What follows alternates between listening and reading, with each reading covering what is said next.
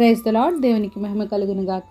ప్రతిరోజు క్రమం తప్పక వాగ్దానాన్ని వీక్షిస్తున్న ప్రతి ఒక్కరికి యేసయ్య నామంలో ప్రత్యేక వందనములు. సబ్స్క్రైబ్ చేసుకొని అనేక మందికి షేర్ చేసి దేవుని మాటల ద్వారా బలపరచండి. ఈ దినమునకై ఏర్పాటు చేయబడిన దేవుని వాగ్దానము రోమీయులకు రాసిన పత్రిక 12వ అధ్యాయము 6వ వచనము. మనకు అనుగ్రహింపబడిన కృప చొప్పున వేర్వేరు కృపావరములు కలిగిన వారమై ఉన్నాము.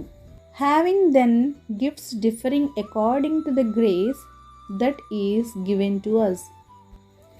దేవుడు ఎవరి స్థితిని బట్టి వారి ఆధిక్యత కొలది ఆయన కృపావరములను అనుగ్రహించువాడు. దేవుని సంఘముగా పిలువబడిన మనము సంఘములో అనేక మందిగా చేరిన మనకు ఆయన చిత్తము చొప్పున వేరువేరు వరములను ప్రసాదించువాడు.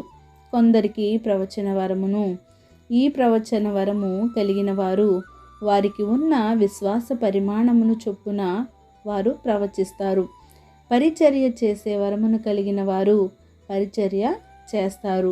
బోధించువాడు బోధిస్తాడు, హెచ్చరించువాడు హెచ్చరిస్తాడు, పంచిపెట్టువాడు శుద్ధ మనస్సుతోనూ, పై విచారణ చేయువాడు జాగ్రత్తతోనూ, కరుణించువాడు సంతోషముతోనూ పని జరిగిస్తారు.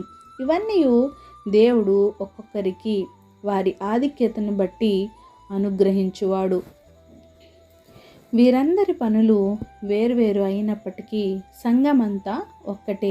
అందరూ దేవుని బిడ్డలే.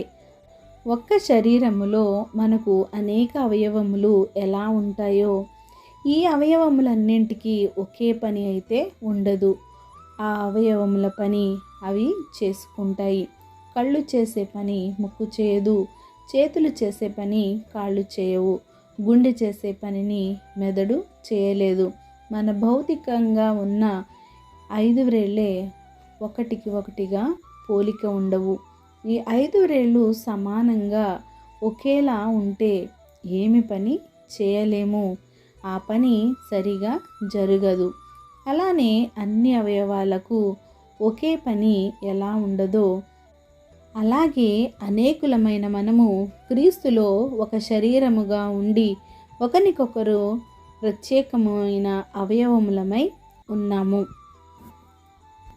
కనుక నీకు ఏదైతే కృపావరం దేవుడు నీకు అనుగ్రహించాడో అదే దానిలో నమ్మకంగా పనిచేయి. నీకు పాటలు పాడే తలాంతు ఉందా? దేవుని కొరకు పాడు. వాయిద్యాలు వాయించే తలాంతు ఉందా? దేవుని కొరకు వాయించు. బోధించే తలాంతు ఉందా? దేవుని సువార్తను ప్రకటించు. ప్రార్థించే తలాంతు, ఇలా నీకు ఎలాంటి తలాంతు ఉన్నా అది దేవుని కొరకై వాడు. వాటిలో ఫలించి నీవు అభివృద్ధి పొందు. 5 తలాంతులు 2 తలాంతులు ఇచ్చిన వారు ఎట్లు ఫలించి రెట్టింపు చేసుకున్నారో అదేవిధంగా నీ తలాంతులను వృద్ధి చేసుకోవాలి. 1 తలాంతు ఇచ్చినవాడు దానిని వాడకుండా ఇచ్చిన దానిని ఎలా పోగొట్టుకున్నాడో అలా నీవు నేను ఉండకుండా దేవునిలో ఫలించి అభివృద్ధి చెందుదుముగాక. ఆమేన్. చిన్ని ప్రార్థన.